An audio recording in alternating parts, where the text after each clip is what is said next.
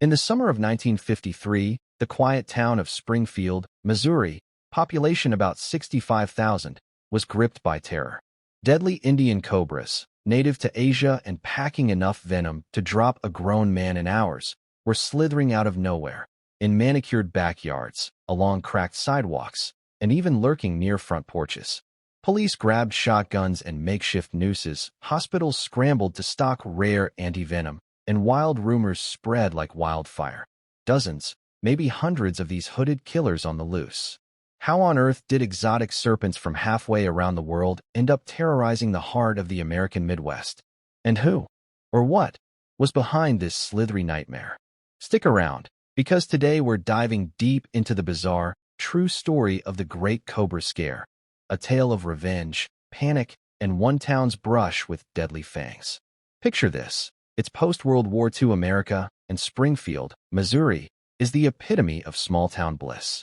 Nestled along the iconic Route 66, it's a place of white picket fences, family barbecues, and kids playing hopscotch on sun-drenched streets. With a population hovering around 65,000, folks here were more worried about the latest Elvis record than exotic dangers. But back then, regulations on pets were lax. Think pet shops casually stocking monkeys, parrots, and yes, even venomous snakes from far-off lands. One local store had a shipment of Indian cobras, those iconic reptiles with their dramatic hoods that flare like a warning sign from hell. These aren't your garden-variety garter snakes. Indian cobras can grow up to 6 feet long, strike with lightning speed, and deliver neurotoxic venom that paralyzes your lungs and heart. One bite. Without antivenom, you're done. No one in this Midwestern haven could have imagined these Asian assassins would soon turn their paradise into a nightmare. It all kicked off on a sweltering August 15, 1953. Local resident Roland Parrish is out tending his yard when he spots something slithering through the grass. A sleek, black serpent unlike anything native to Missouri. It rears up, hood flaring wide, fangs glinting in the sun. With heart pounding, Parrish grabs his garden hoe and, whack, strikes it down. He thinks it's over. Until a week later, his neighbor Wesley Swinney's dog goes berserk, attacking another one in the bushes. Again, hoe to the rescue. Experts from the local zoo rush in and confirm the worst. These are genuine Indian cobras, venomous as sin. Word spreads like venom through veins. More sightings pour in, one under a porch, another crossing a quiet street, a third coiled in tall weeds. By late August, the town is in full-blown hysteria. Parents yank kids indoors, folks avoid mowing lawns, and every rustle in the leaves sends shivers down spines. Over the next 3 months, at least 11 cobras are confirmed killed or captured. No eggs or nests. Thank goodness, so no breeding frenzy. But the fear? It was breeding, all right, turning neighbors into snake-spotting vigilantes. Panic mode activated. The Springfield Police Department transforms into a snake-hunting squad, arming officers with homemade catchers, long poles topped with wire nooses, and shotguns for the stubborn ones. Hospitals fly in emergency anti-venom from across the country, just in case. But the real wild part? The town's desperate, out-of-the-box ideas.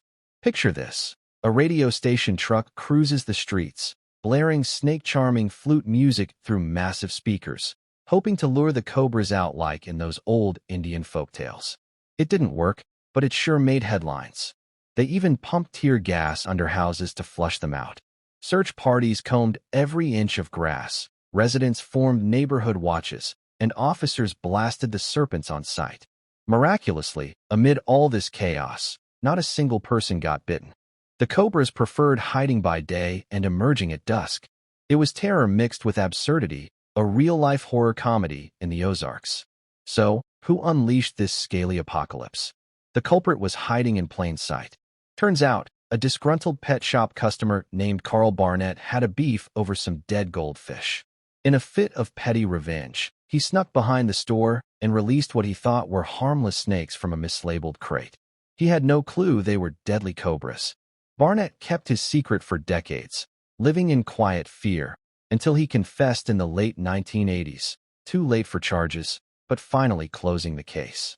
The last cobra caught was pickled in a jar of green preservative, now a quirky exhibit in a local museum. Springfield even added a cobra to its city seal as a tongue-in-cheek nod to the scare.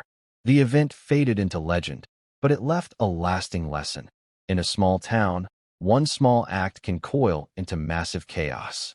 The Great Cobra Scare of 1953 proves how fear can slither through a community, turning the ordinary into the extraordinary. No lives lost, but a town forever marked by its brush with the exotic. Thanks for joining this wild ride through history. If you enjoyed, hit that like button, subscribe, and drop a comment. What's the craziest local legend from your neck of the woods? See you next time.